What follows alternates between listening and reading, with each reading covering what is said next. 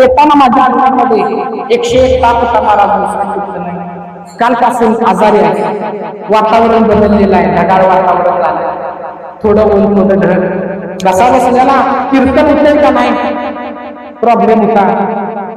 Doctor म्हणले गोळ्या औषधं देतो पण मला वाटत नाही कीर्तन करशील.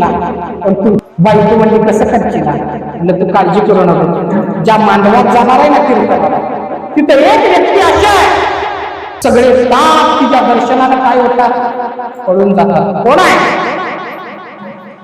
साधकाचा माय